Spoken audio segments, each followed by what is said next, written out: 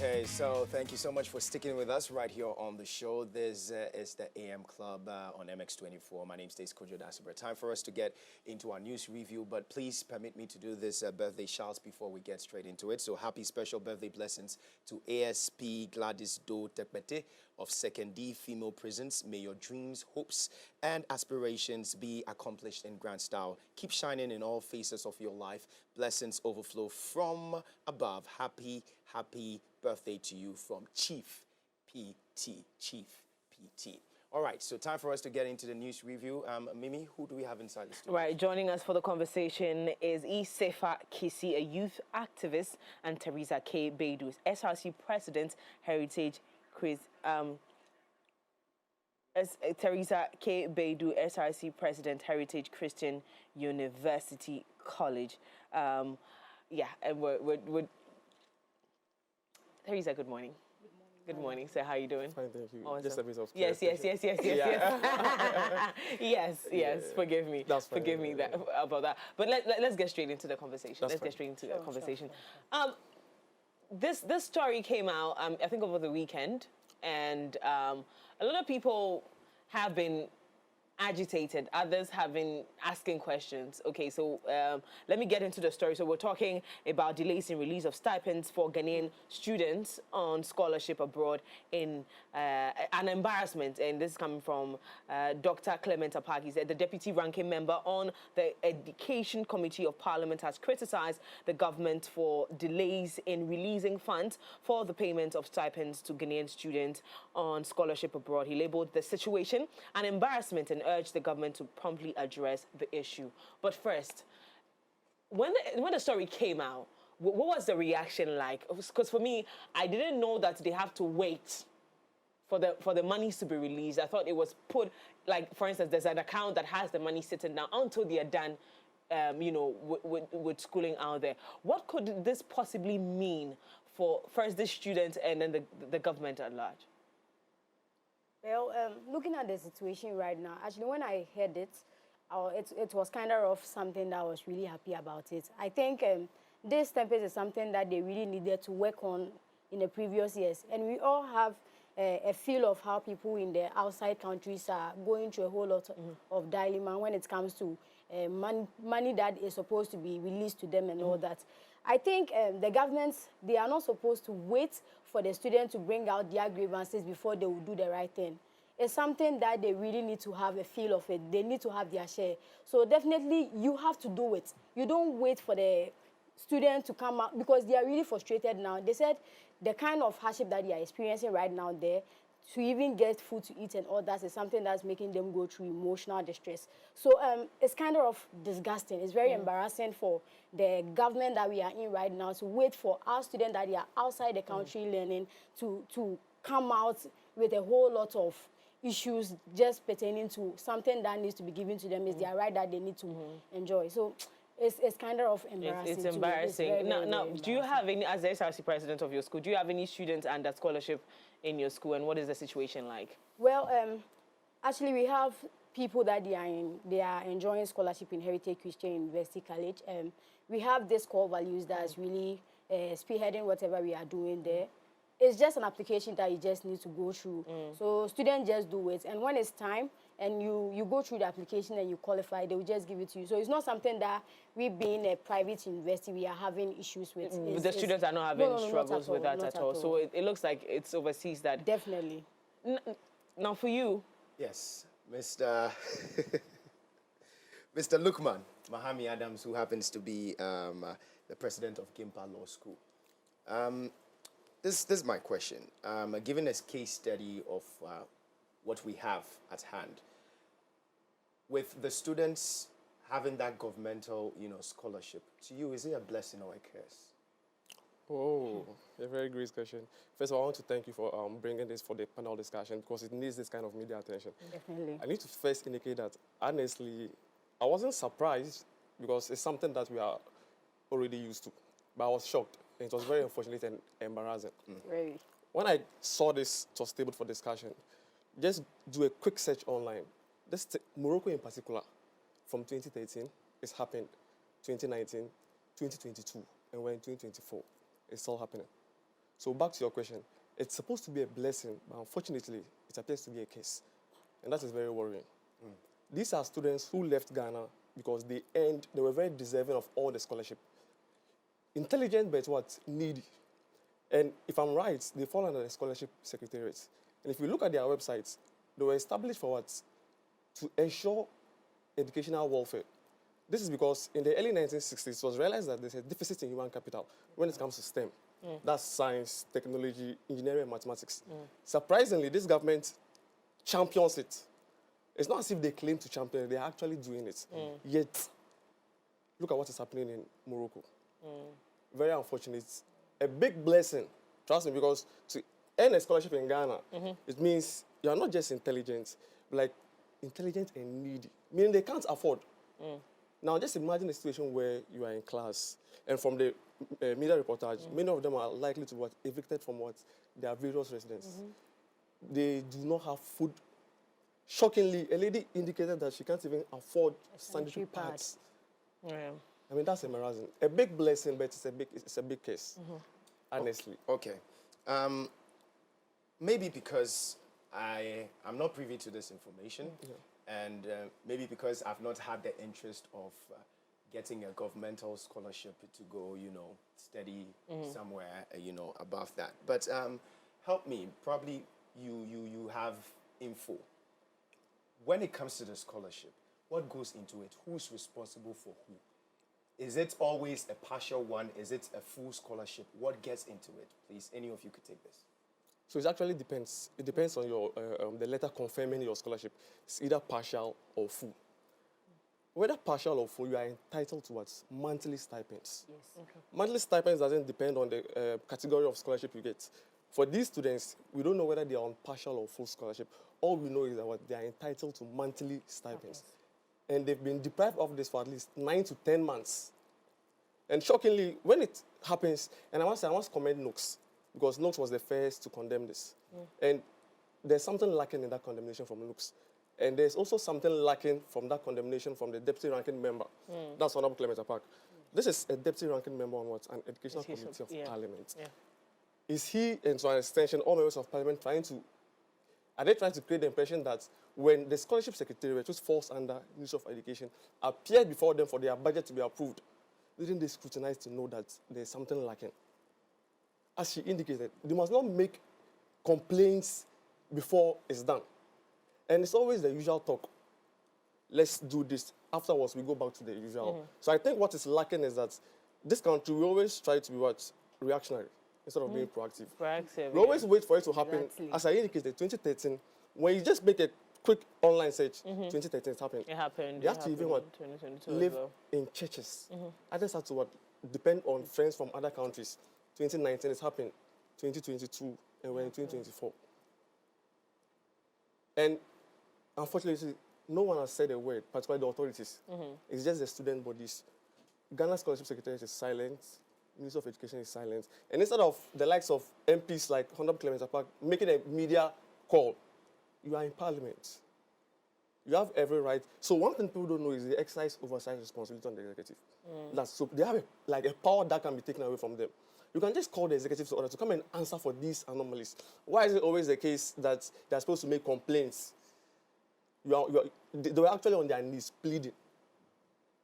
So I think this is a systematic problem that needs to be addressed, not just the usual, okay, we are calling on government. Yes, call on government, they'll hit to it, or maybe not. But after that, what next?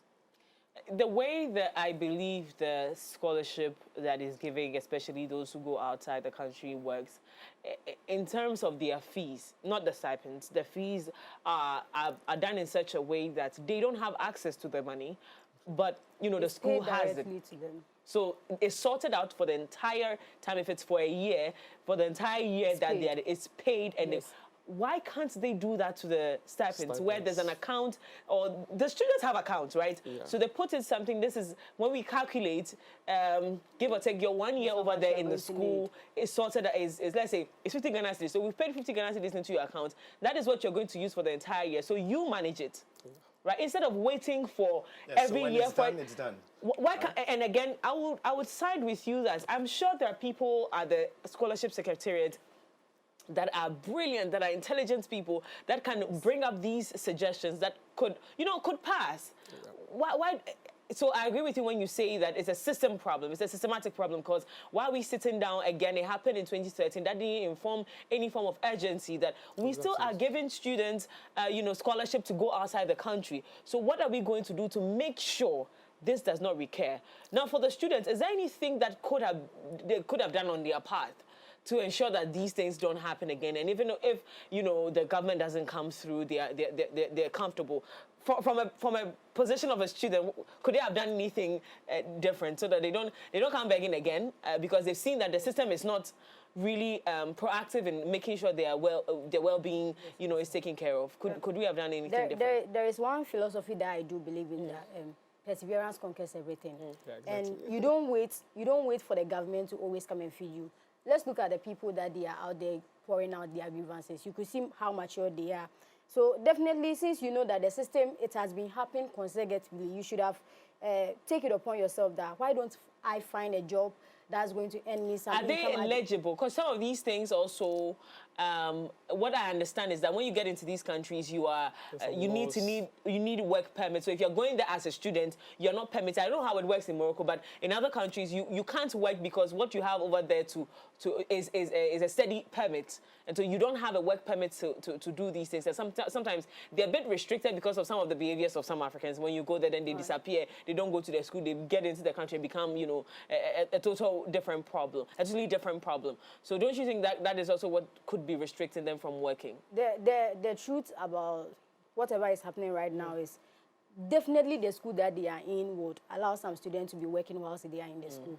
So I think they thought the government would definitely come into their aid, since they will come out and be shouting to draw the attention of the media to it. So they should have done something about it. To every problem, definitely there is a remedy somewhere that it can just come up to address the issue. So we are growing. We are not kids, even though it's the government that they are supposed to make sure that you are okay wherever that you are. But you should have done something. You should try as much as possible to find other alternatives that can earn you something. So that if the government is not bringing whatever you expect to live a comfortable life in Morocco, definitely you have other options that you can choose from. So it's something that they should have done something about it. They shouldn't have waited for the government. What are your thoughts? Yeah, I partly agree with her. Yeah, as a human being, you are supposed to do extra curricular activities, but that does not take away the fact that the government is still responsible for you. We are citizens. There are many things we could have done if we were duty bearers, but unfortunately, we do not have such powers. So the best we can do is keep on making such calls. And you asked a very serious question. Can they just allocate and even disburse everything on a yearly basis? And this is where I will try to indicate that, listen, the media, you guys are doing a very great job. However, these questions are meant for the stakeholders. So I like one thing about MX24, fearless journalism. So I would wish these questions are directed towards the duty bearers. As students, we can only advocate, just as Nooks is doing. Our advocacy it may not even lead to anything. Because we've been advocating way back. They come and they partially solve the problem, then it's It comes again. But apart from it coming from groups, as in the pressure groups, groups, are there no other groups? Because I feel that when it comes to situations like this, if it has nothing to do with students or anything, there are some groups that really talk and the action is there. So with regards to this particular issue, are there no other groups apart from Nooks, which probably they might just regard it as, a student body as well? Are there no other authoritative, groups out there that could, really talk and the magic could happen? I think it would just be the pressure groups in Ghana. For instance, I saw that the Pan-African Institute of African Studies also made a call. But what's the extent or what's the weight of that call? Imagine Parliament summoning Minister of Education, Director of Scholarship Secretariat. Now compare it to we the students, even matching the whole of Ghana. What impact will it make? The best we can do is create awareness. Listen, this is what's going on in Morocco. This is not the first time. This is not the second. There's even likely to be the next. So please, we are not duty bearers. At best, sit and talk, social media type, hashtag release funds, And we're not doubting or we're not The impact underestimating the of impact those of social, not at all. No. But we are not duty bearers, we are not authority makers. The best is Parliament. They are the only person that has oversight responsibilities on the actions of the executive.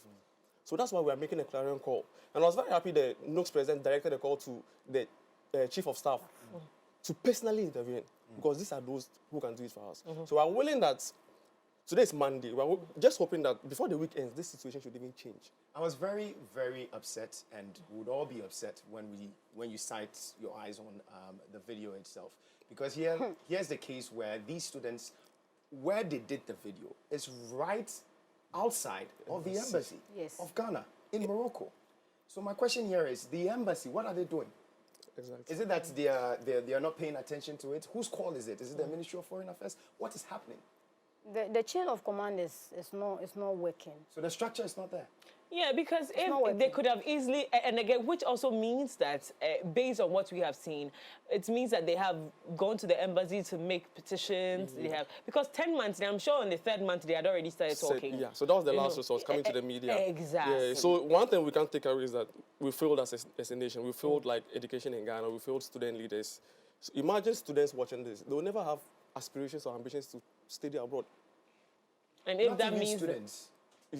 And not even students. I don't think anyone who chances on this, be it a student or a worker or wherever, would even want to further the education abroad. Not at all. Exactly. on the ticket of government. Yeah. Yes. On the ticket of government. Personal, maybe. Yeah. Maybe, Yeah, but yeah. on the ticket of government, there's no trust, and that is very unfortunate. So again, you said something that actually got my attention. It's not just for an intelligent student, but a student that is intelligent and needy. So for you, when you look at these things, I don't have the money, but I want to study something in the STEM area. Exactly. I don't have any hope. Yeah. I might go there and be frustrated. And we're already going through a lot here.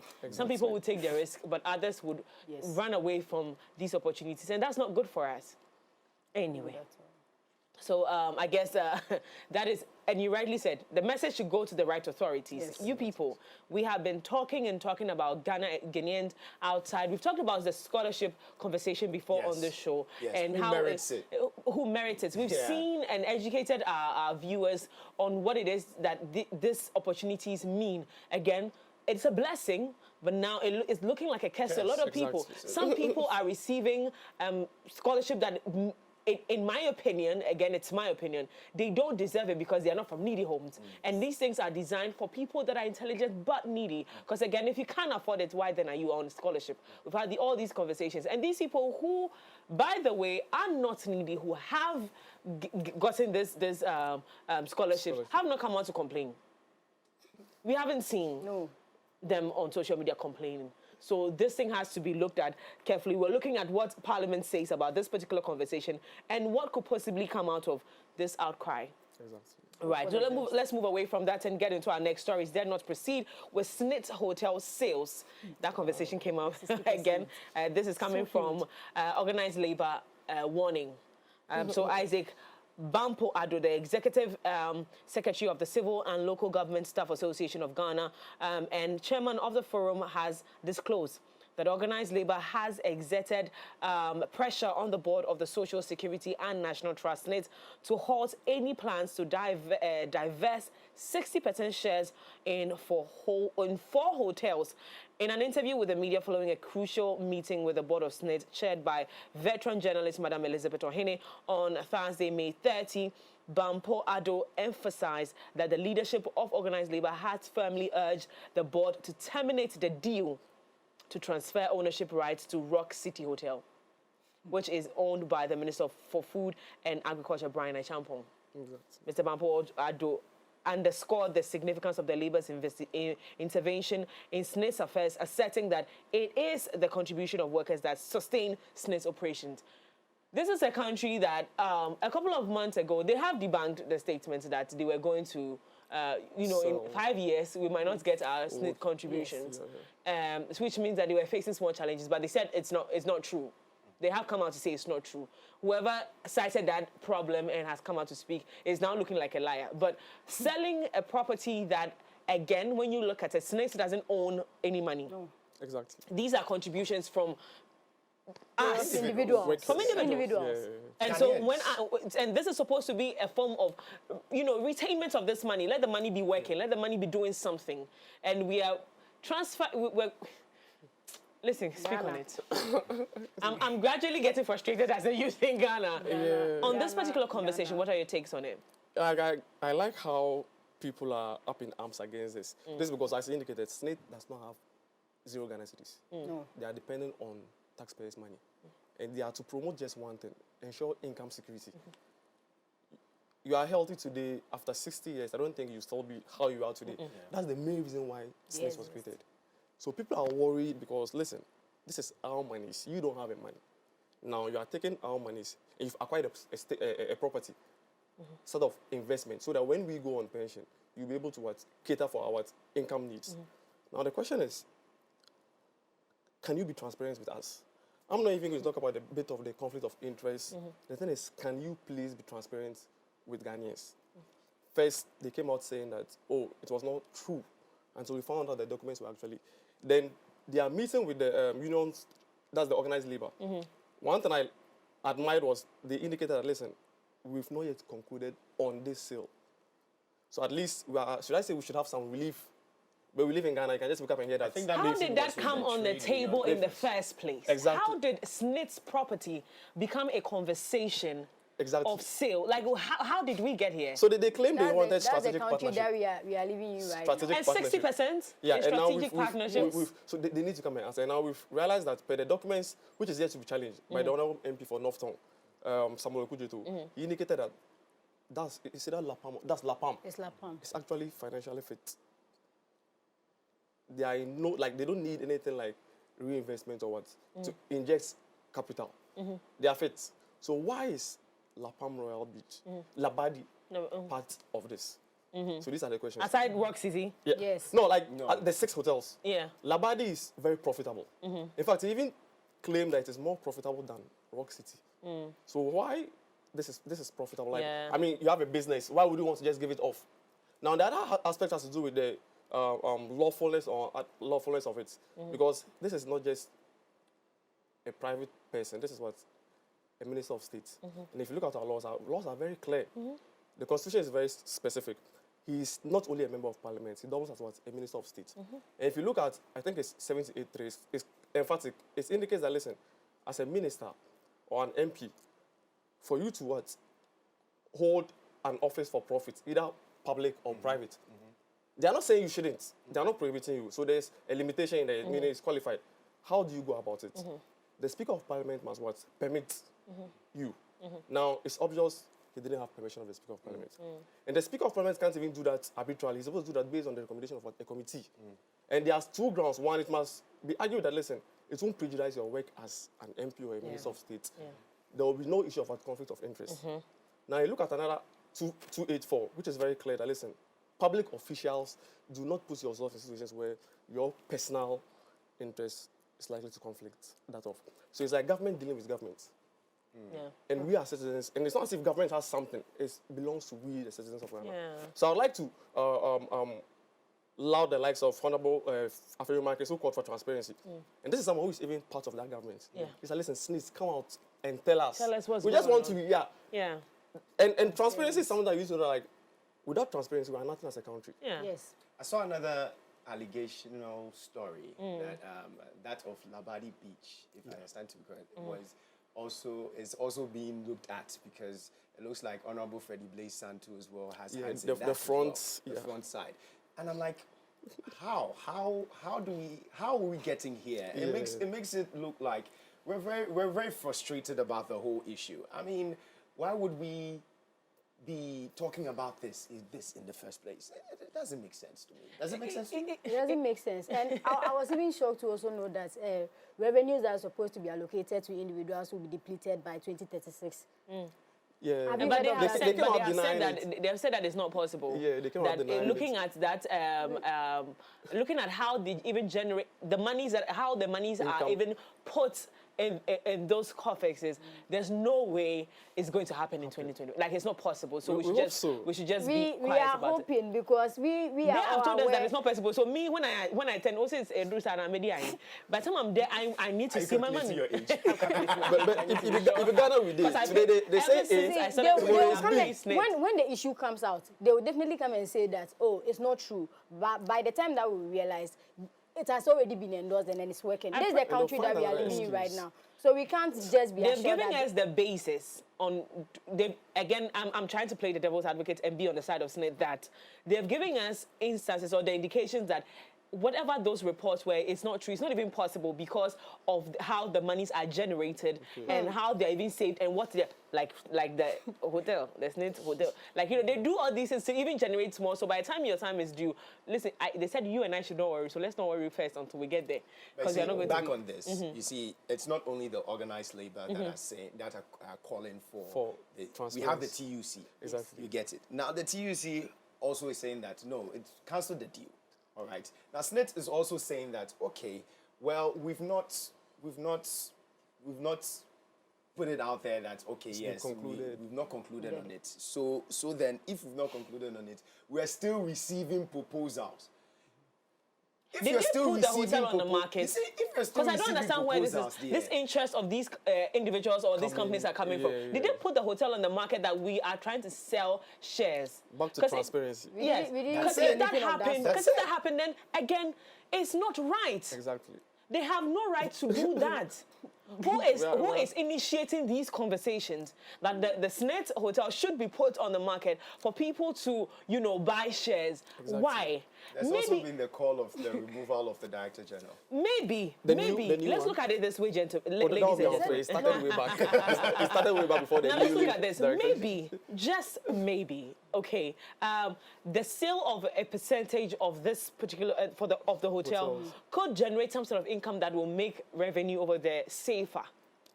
When we look at it this way, so again, you know, there's going to be probably more income coming in, raking in because of the sale, because these other stakeholders might have a way of generating more for the maintenance. Because again, these entities need maintenance to be able to run. I've had guests from ECOWAS stay at the SSNIT hotel before, and again, they have very good feedback, so which means that these properties have to be, you know, maintained and all of that, and probably they don't have, again, guess how they generate their money from contributions. So if they don't have enough income coming in to do all these things, maybe it has become necessary to sell shares.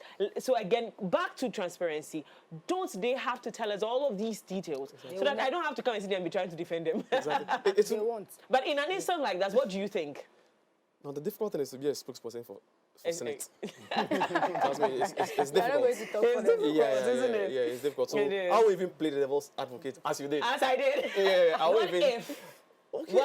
What if that is the case? What if their willingness to sell stakes of the hotel is because they want to maintain the standard they have created? Because again, they don't generate any form of income at all. I mean, they need more money. Meaning they need more money to maintain the place, so they don't go and use your money that you. So as someone who is meant to invest, now you need more money. And you can't address the problems of, meaning there's a loss of money.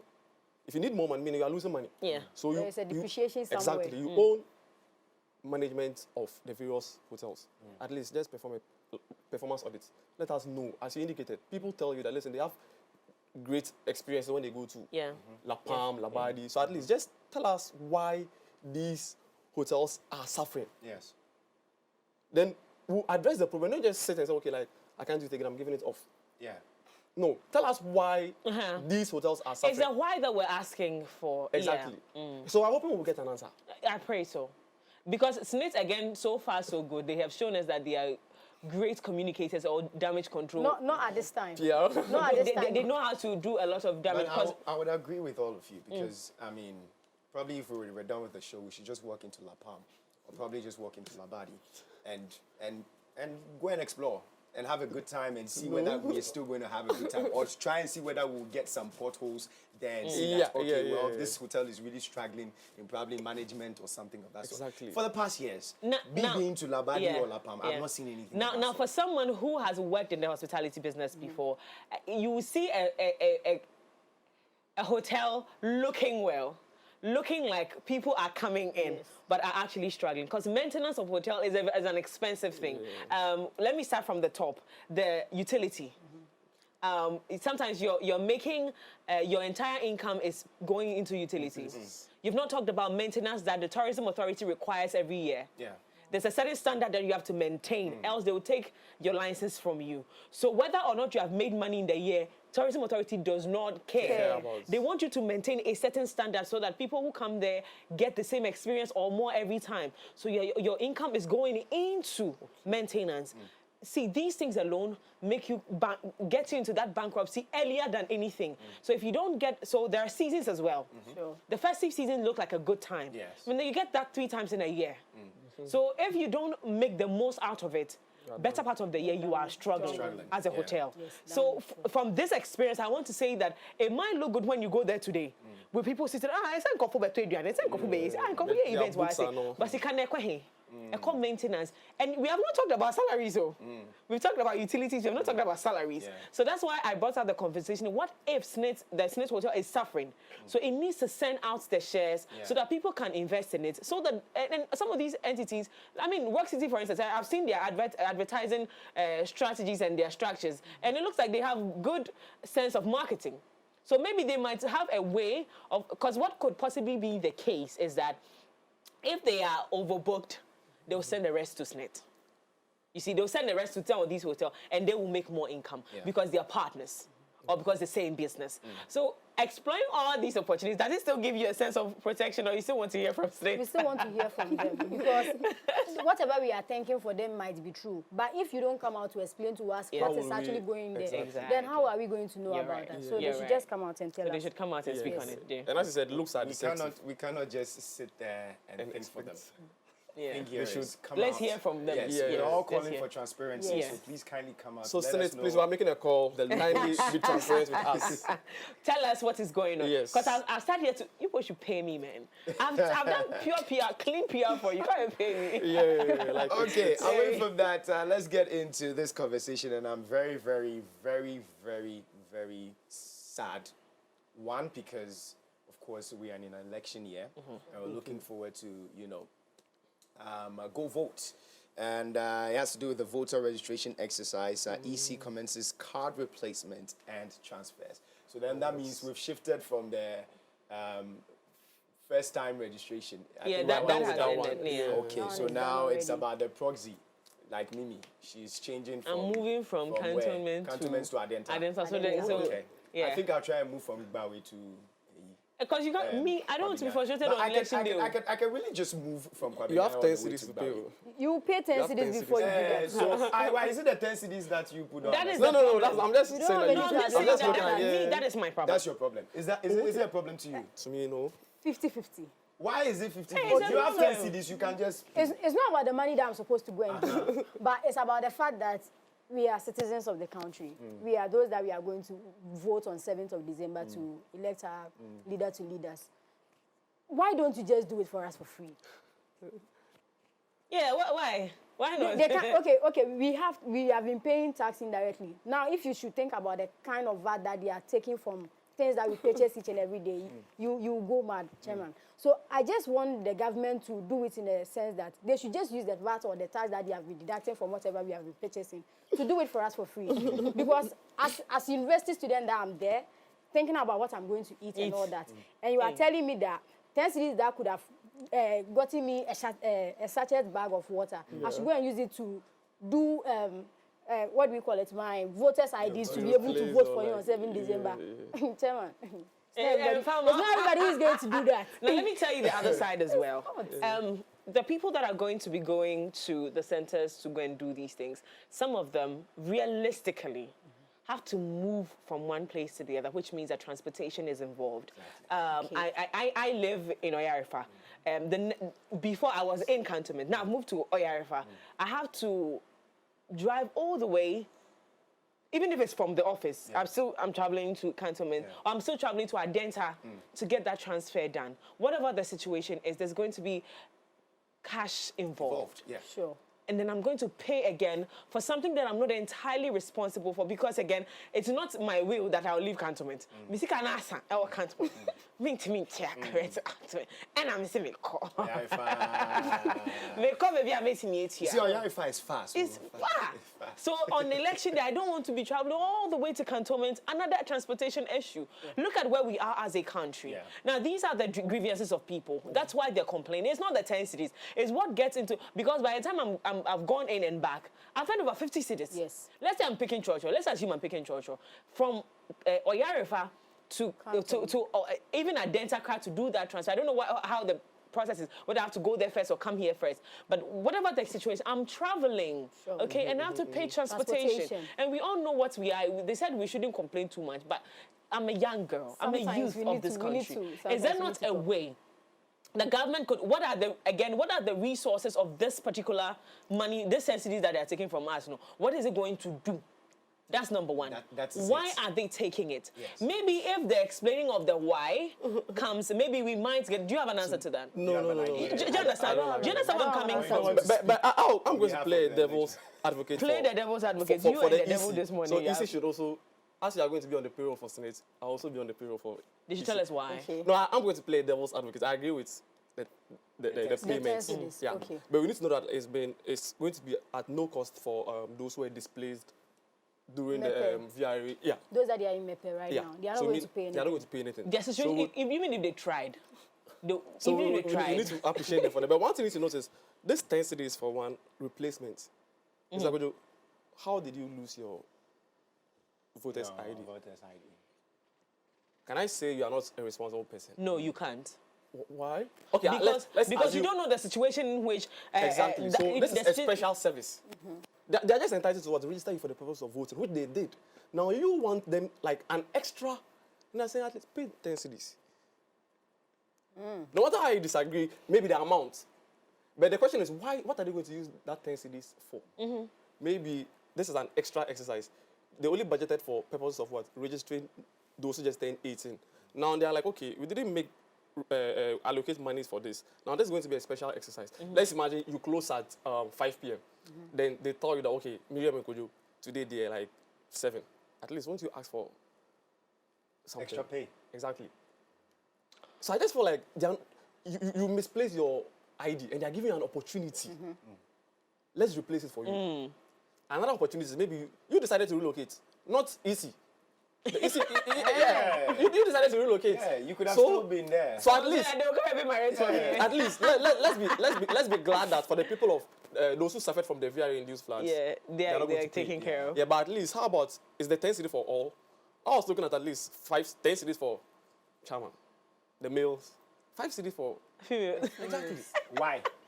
I knew No, that one I won't agree. I know. That one is not going to agree. No, because women also have been advocating for gender gender equality. equality. So, But you know the issue is of when they call for people to come and file their nominations, is they always subsidize for the females, the women. So why not? Mothers, yeah. So it's something like it's a policy of the women. issue. So at least I was expecting. I also have an old man somewhere. Okay, so the It's agent, half so the the agent, agents nice are one. always That's a taken- great are addition. always taken care- so, they're so always the taken aged care of. women, They're always taken Yeah, so care if of. you Exactly. put it in that category, now I'll side with you. Fine. But not with the woman and men side. No. Obiya ye juma. Sort ya say. Obiya Obiya betuya. Exactly, like, yeah. But So let's- you relocated, so at least just pay. So there's another worrying thing. I Yeah. just realized that that was yesterday. They issued a communique stating that they witnessed some violences during the Yes. yeah. Yes, So a lot Let's of it. touch on that. exactly. So they issued a That communication. was why you said you were sad. Yes. Yeah. Yeah. So there are various regional directors and this saying that no party agents should be allowed for the purpose of what? Observation. Yes. And guess what? The NDC has communicated to their various agents, ordering them to defy the order from EC. What- So I'm wondering what's do going you to have happen. proof So for this is that? violence. Look Yeah, at you have proof they're look at- definitely going to Yeah, be signed by General Secretary Honorable Fifi Kwete. They Just, said, just they yeah, asked it them came to- around 9 hours ago. You Wow. can, yeah, the communique. Oh, nice. Yeah. Interesting. I So could they have actually issues sense with one, some and to an conflict extent, coming. I'm not predicting conflict. It's going to be a peaceful process, but at least they felt like, listen, EC should have involved us in the process because they are the major stakeholders. Tell us, listen, we don't want your party agents to be present, but you just wake up and issue a communique. So that meaning when you don't when you act as if you're on your own, trust me, they are independent, but that doesn't mean you should just act anyhow. At least consult them. Listen, because of A, B, C, and D, you no longer want your party representative to be present. Yes. Yeah. So when you read their communique, aside the premise why they are telling their people to defy, they said one, meaning they don't want the exercise to be policed by the various political parties. At least I should, yeah. If you are telling me that I shouldn't be present, yeah. so who's going to represent? So again, the entire idea of allowing these political parties to be around is to have them, you give them some sort of transparency. Transparency. See, let them because observe. during the registration, there were reports that young minors were being registered by some political parties. Kwanzaa South. Exactly. It happened. In fact, over here in Circle, Adenta happened, and I told you there were fights at the centers. So there were some, what do you call it, statistics that were brought out. I think that will be on Friday about how some disqualified persons, and then the numbers over 1,000 and something people in Accra alone were disqualified because they were. Per observation, they were underage. You know, so that's the reason why the party representatives are supposed to be there. So there's a reason why they're supposed to be there. But also, their presence over there has caused a lot of issues. Yes. True. MPP and NDC are fighting at registration centers. That is why it has caused a lot of,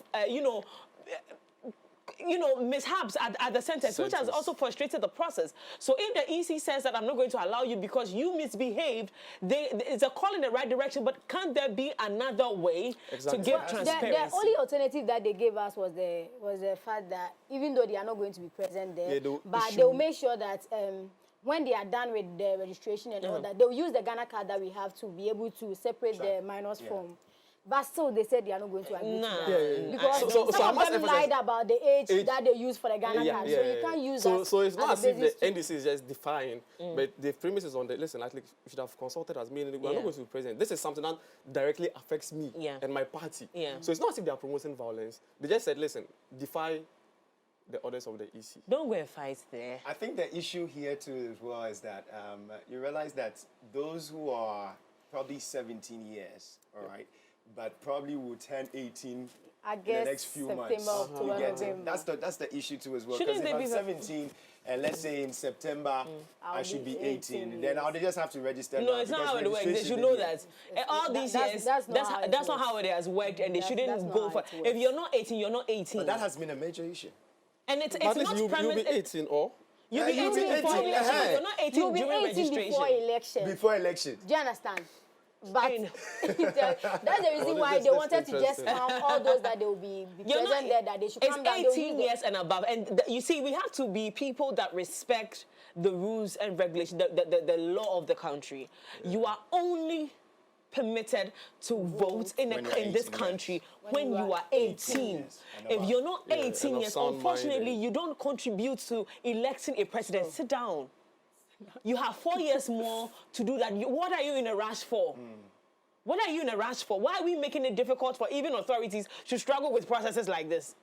See, I won't like to focus on. And I would like you to use that as your final submission, so we wrap up the entire. I won't like to focus on the delegates, but I would like to pinpoint on the party flag bearers. Why am I saying this? Because they want that maximum number to be able to win their upcoming election. So there is an issue that popped up that some of the flag bearers led people to go and bring people from Togo to even Aflawo or Sogakope to come and do registration. So they just want the number to be able to win their 2024 election. They just whatever they want to do to make sure that they will win, they will do it. And it's wrong. That's wrong. It's wrong. It's wrong because the people that are, let's say there are 50 people that are eligible to vote, those 50 people are enough. They are the number you have. They are enough. You get your percentage from it. The winner will get your percentage. They don't get it that way. No, I don't think. I don't think they don't get it that way. I think they are just being disrespectful to the law. It is wrong. It's wrong. The person who is 18 is the only person who is eligible to vote in this country, and that's it. And we should be able to respect that as a people. Please, your final submission.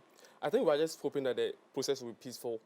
And just to also indicate that in all our dealings, you being public or private official, just be transparent with the people. Once you are transparent, there will be no questions, there will be no doubts as to your activities. So I call on all stakeholders. And there's a reason why people always have issues, because you've been silent. So if I don't ask, won't you even, at least, So all our laws tell us that, listen, they owe us information. They are public servants. Yeah. They are supposed to serve us, not Yeah. me running to you. If I wish we could have just sacked, or because you're my servant, like I wish we could have just sacked almost. It's not all- possible. Exactly. We'll send you So- home. But it's No, fine. no, we'll So get to just that point. yeah. So I'll just say that, listen, like they should be transparent with us. Yeah. And I hope the exercise will be very peaceful. I hope Yeah, I pray yeah, so. yeah. With all the numbers coming in through, what if we have a shocker of that of South Africa too as well? Cyril Ramaphosa. Ah, we'll see. We had Where that. nobody's getting 50 plus 1, 50 new campaign. We had Interesting Well, election. did you give us your Yeah. final words? Yes. You So did. whatever I want to tell each and everyone out there is that in as much as we are trying our possible best to make the country comfortable in the upcoming election and all that, it's about time we to also provide our quota, because the world that we are living in right now, we can't depend on the leaders. We know what is happening in this country that we are in. We should try as much as possible to comport ourselves in our day-to-day activities and our daily, so that this 2024 election will also be a successful It one. was successful. Thank you so much for that, Elizabeth. Teresa, sorry. Me and people's names.